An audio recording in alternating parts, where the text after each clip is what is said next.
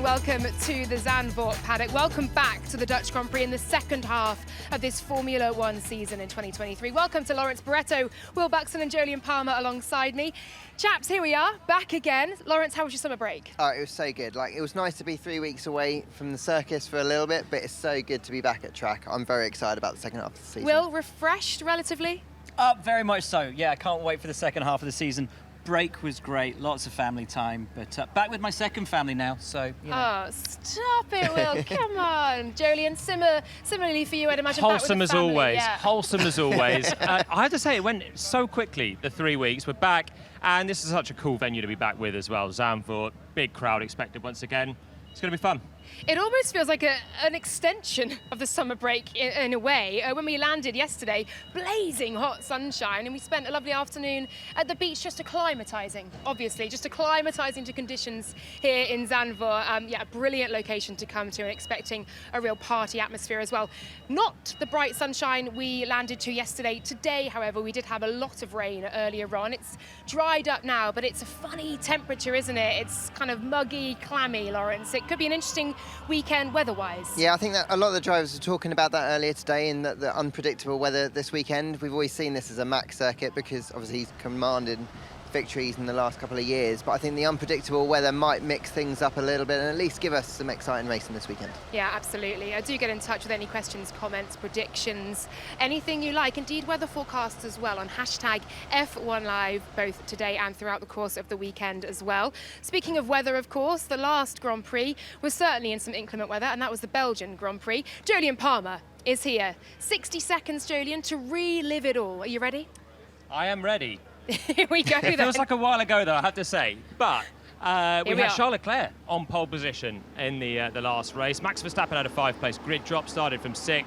Sergio Perez would take the lead at the start, but there was an incident further back. Piastri into Sainz. There was Hamilton on the outside as well, but Sainz and Piastri were out of the race. So Sergio Perez took the lead at the top of the Kemmel Straight. And behind there was some big moves for Yuki Tsunoda, charging through Alex Albon in the Williams as well, putting on a fight.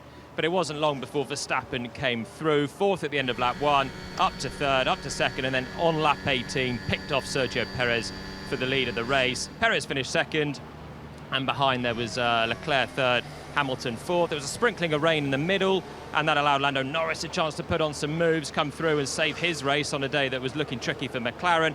No one pitted for the intermediates. They braved it on the slicks. And there was some more great dicing. Esteban Ocon making his way through in the Alpine for some points. We had Yuki Tsunoda picking up a point as well. Some good results in there, and some great action for us in Belgium. I feel it's an unfair advantage to ask a commentator, and a very good commentator at that, to recap the last race. Just That was off the top of my excellent. head. That's what I recalled. Absolutely, I will say no more on it. And look, weather is going to be a talking point this weekend, as it has been at many tracks this year so far. Well, I'm sort of, besides perhaps those in the Middle East, we're seeing so many races which are in very mixed conditions. Yeah, we talk about unpredictable weather. I think it's getting quite predictable that every European race, it's going to rain. Who knows, might get some in Qatar. Abu Dhabi, just spice it up all the way to the end of the season. No, I love it. Throw it into the mix, throw a bit of rain in. It gets the drivers on their toes. This circuit's challenging as well. This is, Spa's challenging as well. We've had some challenging circuits in the rain, but this one we've not had a wet session around this circuit in the 2 years we've come back in the new era of Zandvoort. There's some fast corners. Yeah. There's not huge runoff areas. There's gravel and grass on the outside. If it's wet and nasty conditions, this is going to be a proper challenge for the drivers. Yeah, it's going to be super exciting, isn't it? And of course, this time last year, silly season was very much all we were talking about as we saw Oscar Piastri, Alpine, McLaren, and the sort of ensuing battle between those counterparts. But this year, not so much news to bring you, except for the news that Haas have retained both Kevin Magnussen and Nico Hülkenberg through to the 2024 season. Jolyon, coming to you on this one. They're sticking with continuity. They're sticking with what they know works. And Guenther Steiner saying, well, there wasn't much reason for us to change anything. No, what are your thoughts? They like the Palmer ex-teammates dream team, don't they? Magnussen and Hülkenberg. And I think, we were chatting it through before the announcement today, and thinking, if they were to get rid of one of those drivers, they're both experienced pairs of hands, they've both scored points this year, who would they bring in? There's no sort of natural alternative, I think, which plays into into both Hulkenberg and Magnussen's hands. I think Nico's been so quick in qualifying. He's had actually quite a good gap over Kev in Saturday performance. But Magnussen has been maybe the slightly stronger in race trim. So it's easy to look at Saturdays and think Hulkenberg's been a star. His qualifying stats are amazing, but K-Mag's scored points in more races than him so far this year, or more Grand Prix, I should say. Yeah, absolutely. Will, your thoughts on both Kevin Magnussen versus Nico Hulkenberg and the performance of the two? Obviously, Nico Hulkenberg, as Jolyon said, super strong in qualifying. Kevin Magnussen perhaps with the edge on Sunday. How do you see it playing out in the next 10 races? The car's really not to Kevin's liking. We know that, and he's spoken about it throughout the year. They're making massive changes to this car in terms of its setup, some upgrades that are coming as well to try and wrap their heads around why this thing can be so quick over one lap, but just lunches through its tyres once you get into the Grand Prix themselves. Look, you know, there's a lot of work for them to do. I think the full focus will be on 2024 for them as they try and wrap their head around the car in the second half of this season. But Kev's coming back for his 7th season with this team. He loves it here. He genuinely loves this team. And for Nico Hulkenberg, I'm not sure there was massive expectation on him for this season, but he's done absolutely sensationally. I think he's been one of the drivers this season. I had him in my top 10 of the drivers for the first half of the year. And as Jolyon says, where are you pulling the alternative at the moment? They're very experienced. They're both rapid. They're working together tremendously. Team love them both. No reason to change. Haven't the 7 years snuck up, though? I know, mad, isn't it? 7 years at Haas. That's mad. So long, and he's not had that many highlights there. He's been with the team when they have been better. He's had some highlights. I remember some astonishing results in the likes of Austria a few years ago. But then the team went away. They went away also signing 2 rookies. So I think Guenther's always had the feeling of keeping experience there, and he'll be hoping that he can repeat some of those highs again, either probably not later this year, particularly with their current form, but next year, definitely the continuity could be good. This is it. It didn't work out with the rookies, and we'd all love to see exciting young talent come through, but a team like Haas can't afford to risk that. They need to focus on the car. They need to work on the car. Stick with the one thing that's working. The drivers are working with all that experience, with their knowledge, both brilliant racers on their day as well, punchy, fighty racers. Stick with that.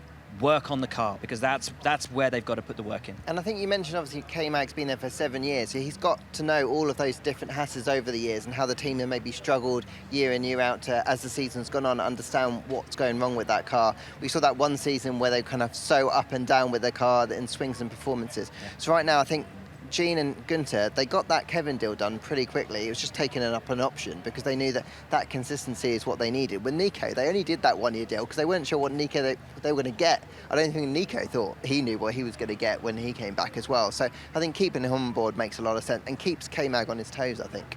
Absolutely. Guenther Steiner then opting for experience and consistency heading into 2024. Let's hear now from Nico Hulkenberg and Kevin Magnussen. Nico, great to see you, and firstly congratulations on the contract extension. Just how pleased are you to get that deal over the line and kind of set yourself up for another season in Formula One? Yeah, it's good news obviously. I think it's been a while coming. I think all the signs, were for us to continue the relationship, the partnership, so happy to have it done and announced. How did the chats go with Jean and Guenther? Was it pretty smooth, pretty easy? Yeah, it was smooth sailing. I think they were happy so far with me. I think so. So yeah, we'll do a few more dances together. Great stuff. And last time I saw you out in Belgium, I know it was a bit of a difficult weekend for performance, and Sundays generally have been. I know you had the summer shut down, but has the team kind of found a few more answers, and have you got a few things to try hopefully this weekend? I know you got some upgrades, so just try and find some speed on Sunday. Yeah, we'll see as we go. Obviously, if we've found some answers, we definitely have some upgrades here, especially the front wing is redone and reworked, and then some other bits and bobs. So we'll have to hit the track, to see how it goes, how the things behave, and if it's much better or not. Great stuff. Well, best of luck this weekend. Thank you. Kev, back for another year. The announcement this morning, how happy are you to be moving into 24 with a new contract? Yeah, it's nice. Happy to stay for another year with the team that I pretty much can call my family. It's going to be the 7th year, and it's been a fun ride so far, so why not keep it going? I think we're in an exciting spot right now as a team. Of course, on track we want more. This season hasn't gone to plan, but generally as a team we're in a really good spot and going in the right direction. So I'm excited for the rest of this year. but also for next year and see what we can do over winter.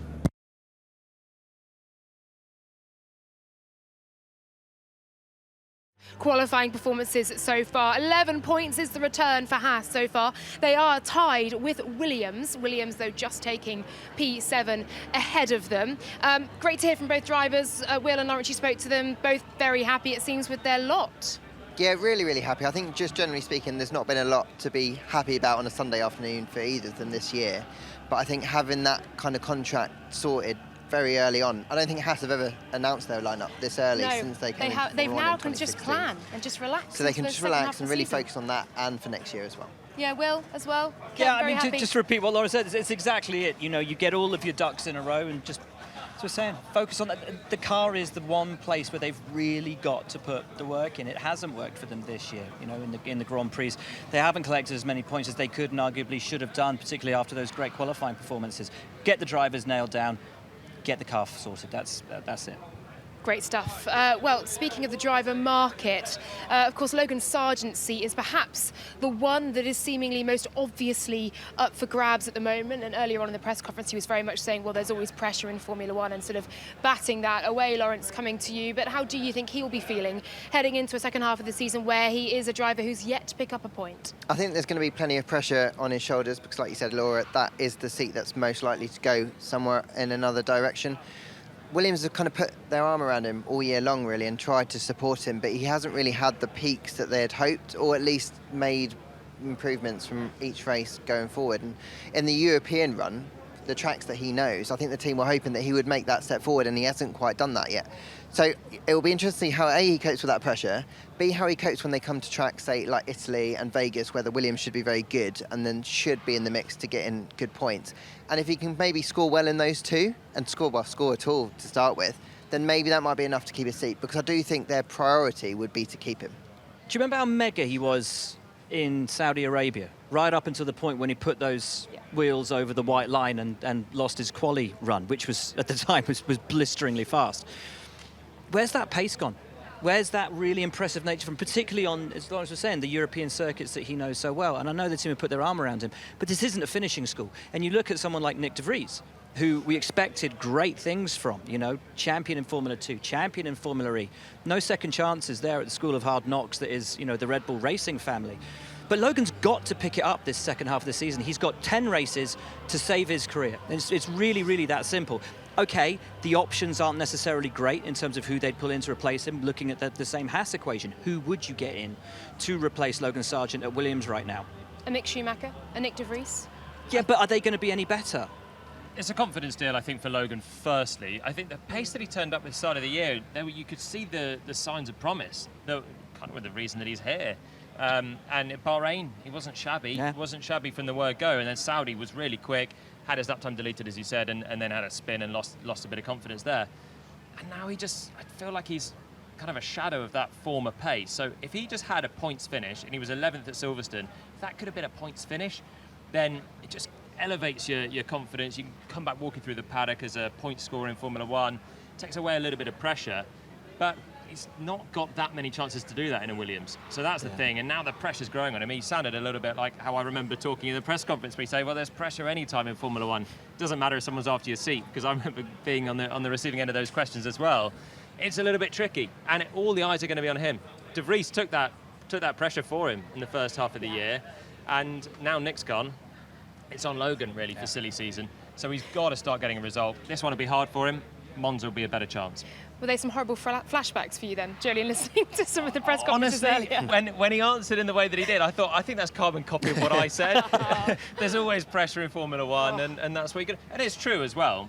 It's never easy, okay, especially as a rookie. And it was mostly Will and Lawrence that were chucking those questions at me. So cheers, guys. You're welcome. You're on our side now. It's all right. We'll look after you. Look, moving along then on to Alfa Romeo, just 2 points behind Williams on 9, but seemingly not having the start to the season that they would have liked, having finished P7 last time out. Will Josie is up for grabs as well. What do you think his prospects are of securing that into 24? Joe's not done badly. You know, I don't think they would look to replace him. If they did, possibly Théo Pourchaire in F2 would be a logical look at the seat there. And actually, when we're talking about Williams as well, Vesti It's doing a blinding job in F2 at the moment, so there's that potential. But yeah, I mean, Alfa Romeo, they're just anonymous. Valtteri's been anonymous for most of the year. Joe doesn't. Don't you shake it up then? If you're anonymous and you have, but are they just hanging on for Audi? I mean, the entire team just feels like it's just going through the motions. That's 2026. You can't hang on for 2 years. That's a long hang on. But come on, where has the highlight come from their year? When have they been anything but bang average this season? Saturday in Hungary, but then they lost it all at the start, and that was their big chance. Joe started 5th. I mean, that was a really standout result, and they've got to convert some of those a little bit more. But whilst Joe has been, I think he's actually, impressed generally in the paddock, but that's impressed realistically compared to expectation. He is being beaten by Valtteri still. It's quite close between them, and I don't think that necessarily reflects all that well on Valtteri, who has, come from being a challenger to Lewis Hamilton, and now he's taking on a rookie who's no longer a rookie.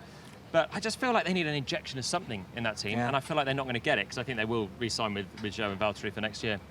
All right, we'll see then if the upturn in performance can come for Alfa Romeo. They can build on what we saw in Hungary. Moving on to another team, both seats are up for grabs in this one, AlphaTauri. Yuki Tsunoda and Daniel Ricciardo, of course, fighting for that 24th seat. Let's hear now from Yuki Tsunoda. You personally had a very impressive first half of the season. You impressed a lot of people in the paddock. I know the mid-season reviews were in most people's top 10 drivers. A lot higher than that as well, given how you've led this team, the determination you've shown, the race pace you've shown, and the maturity that you've shown within the team as well. Now having Daniel alongside you, how much are you having to help him get to grips with the car, relearn the team, and really kind of, help ease him back into things as well, despite his experience? Yeah,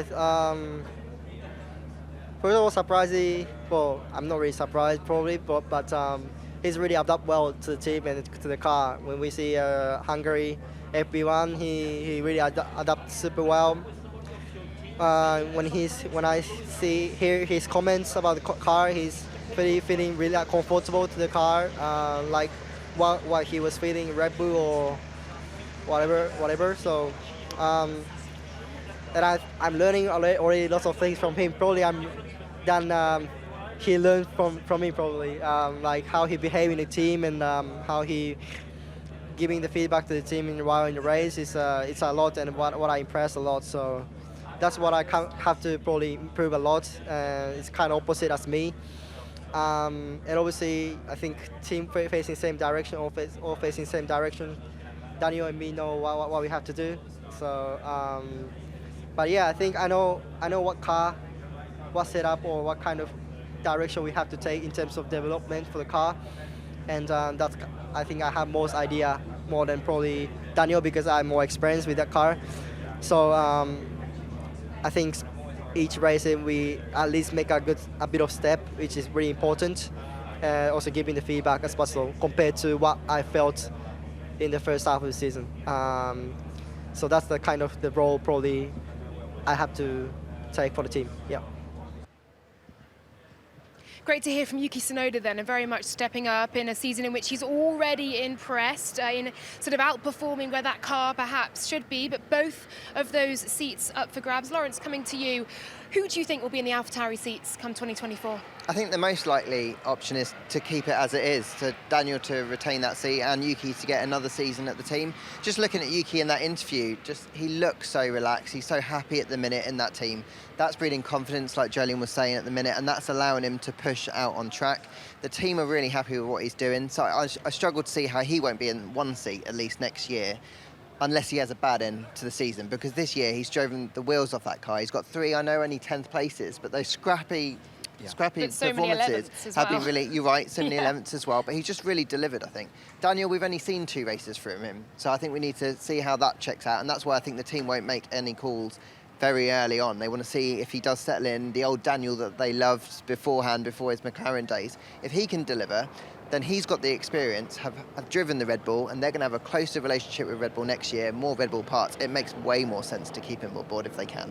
And of course, Liam Lawson waiting in the sidelines for the sniff of an AlphaTauri seat within that Red Bull family.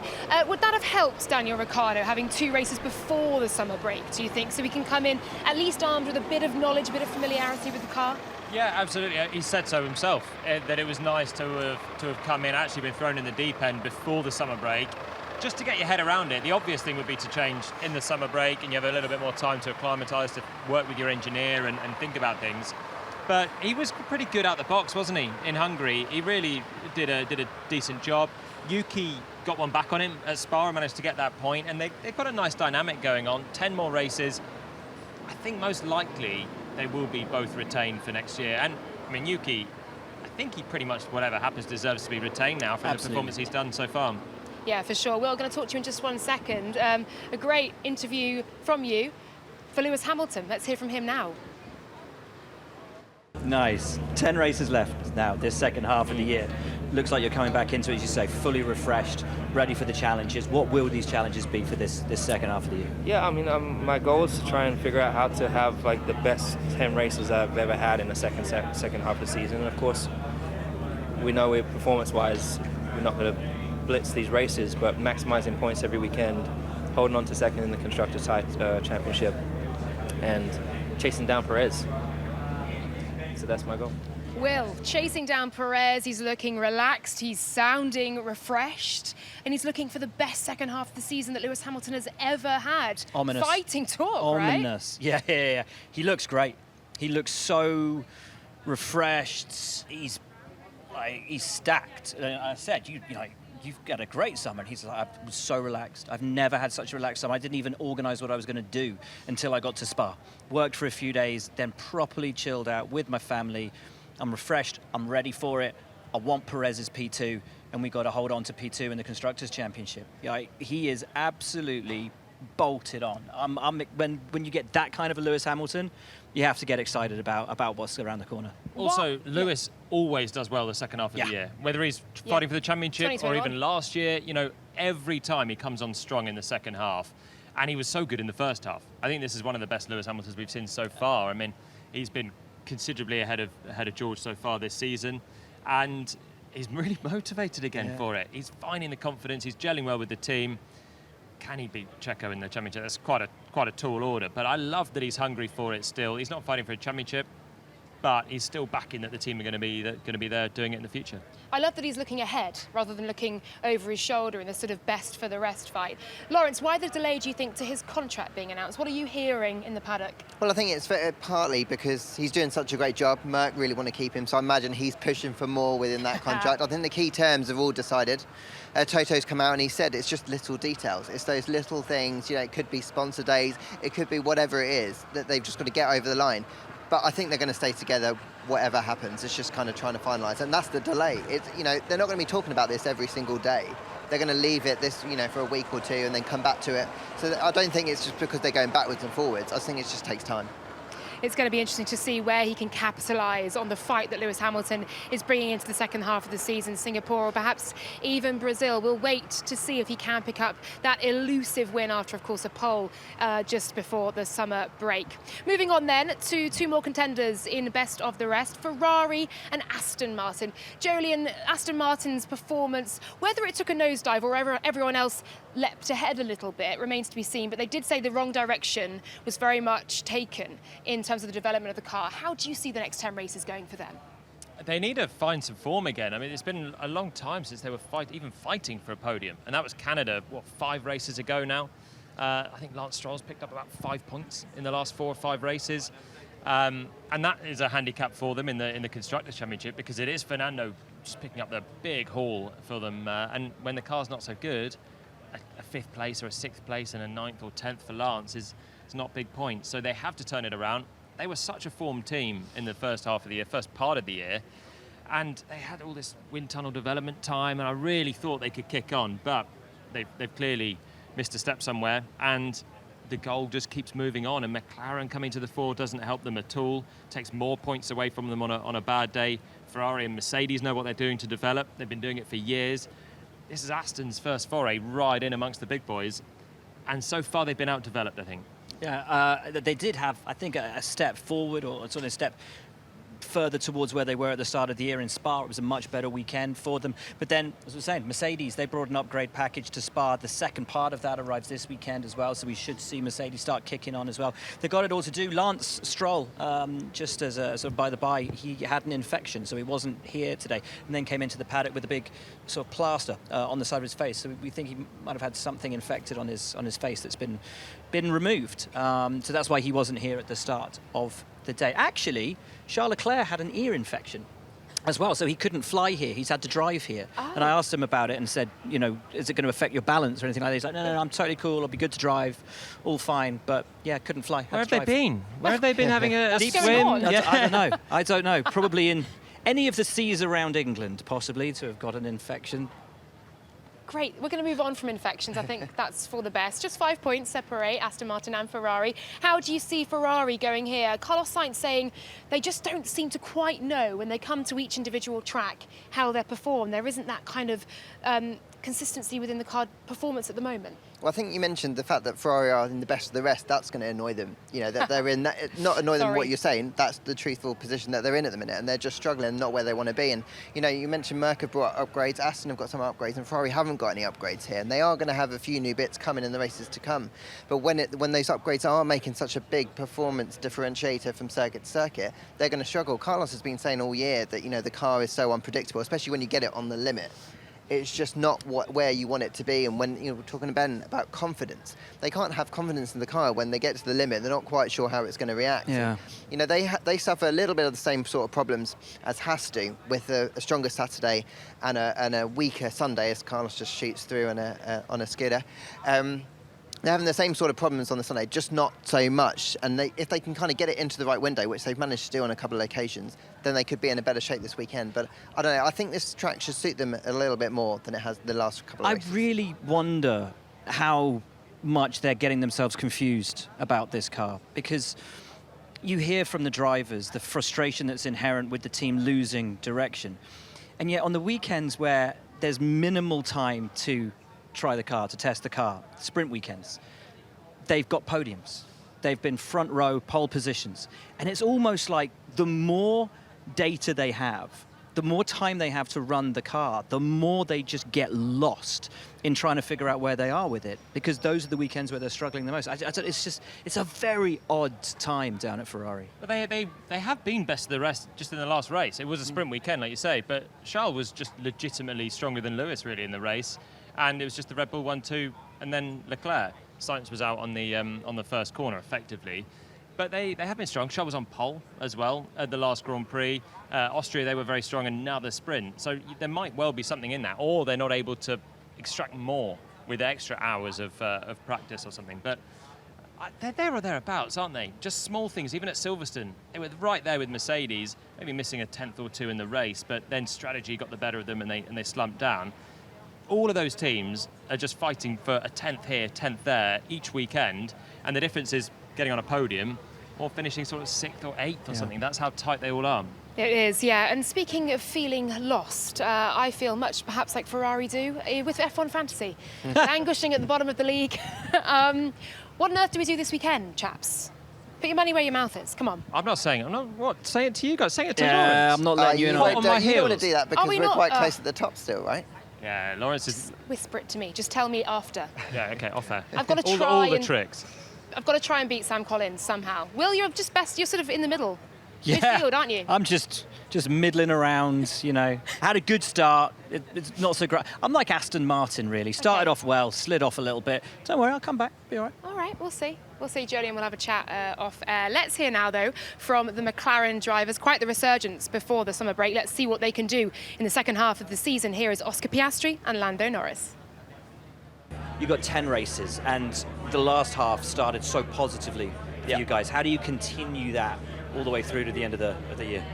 I think just keep doing what we were doing. I think even before we had the car to fight solidly in the points and for podiums, I think we were still executing our races very well and making the most of the opportunities that we did have. I think now that we've got a car that's capable of fighting for a lot more, where sort of it's just more evident for everybody. So I think just keep the same processes and stuff. Obviously try and get a bit closer to Red Bull and I think each weekend it can chop and change between us, sort of Mercedes, Ferrari, Aston could come back into that fight very easily.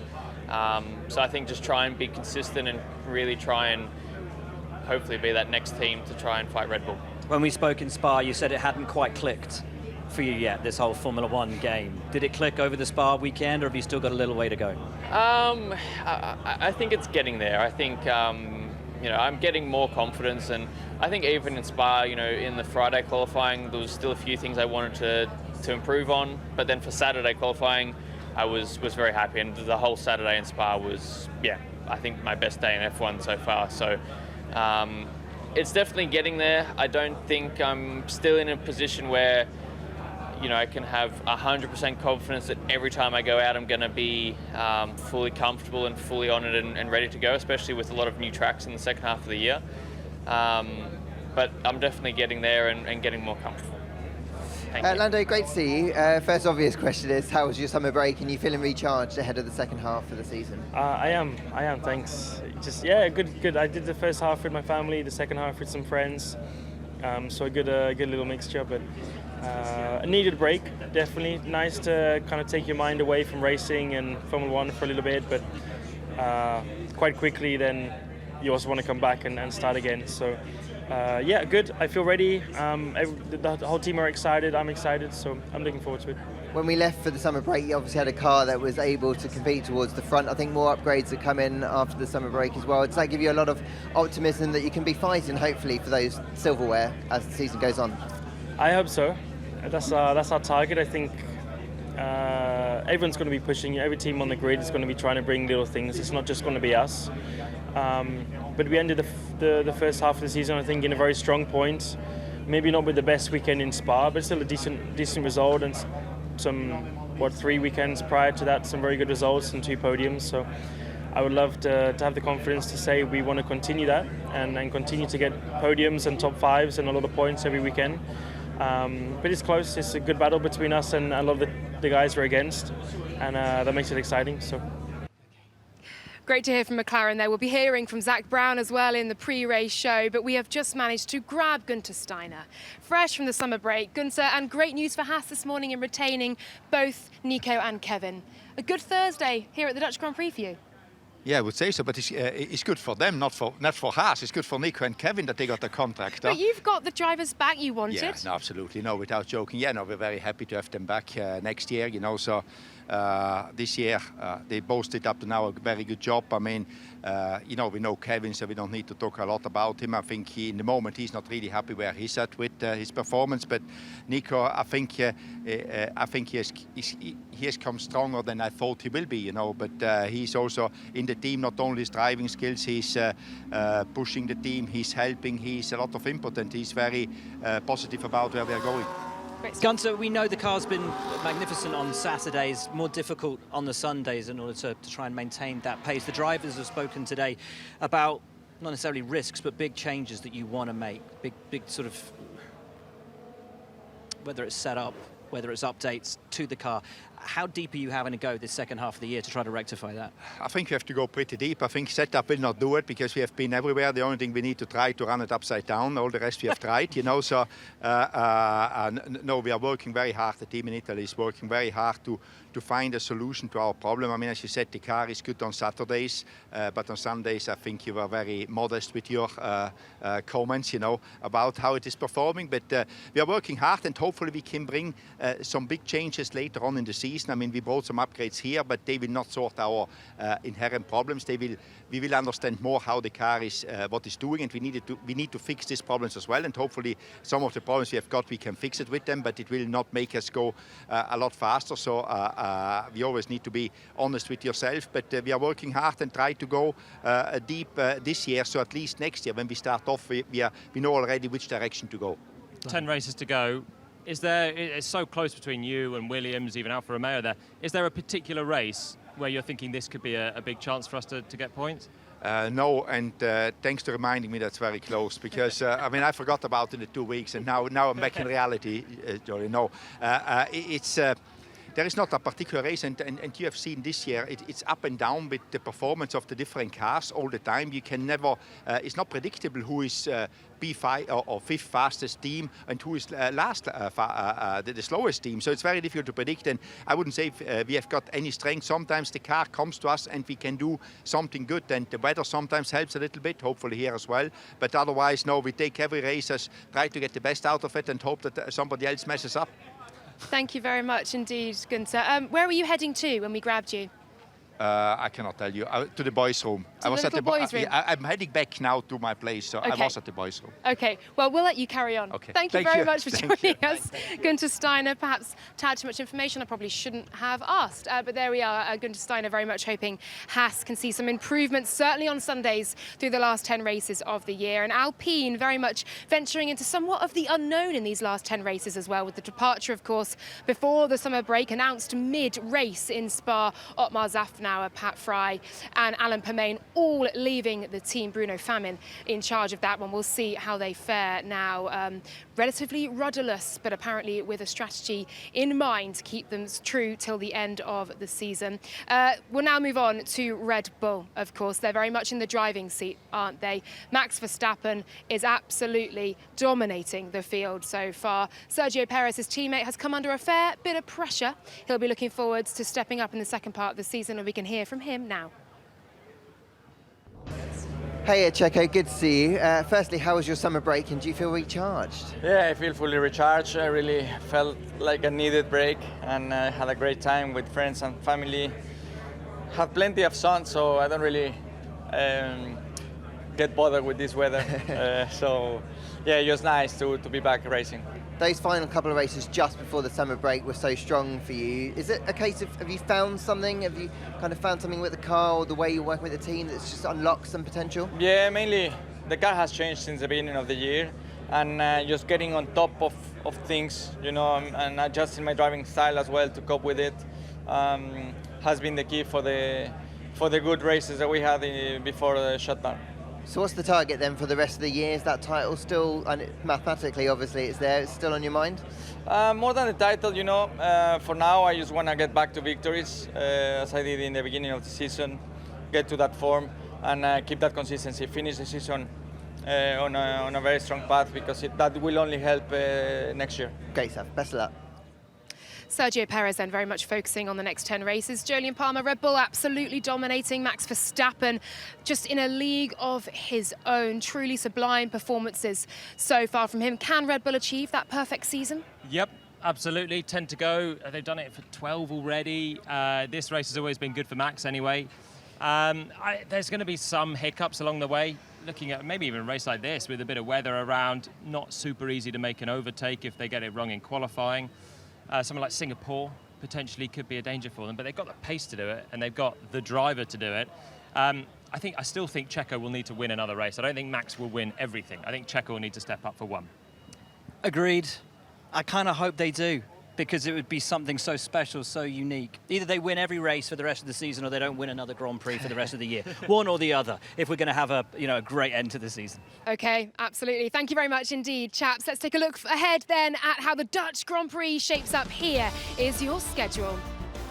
We will be on air for Friday at 12:15, building up to the all-important first hour of running here and looking back at all that's happened just afterwards. Free practice 2, that's at 3:45 p.m, building up to it with a 4 p.m. start time. Green light for free practice 2.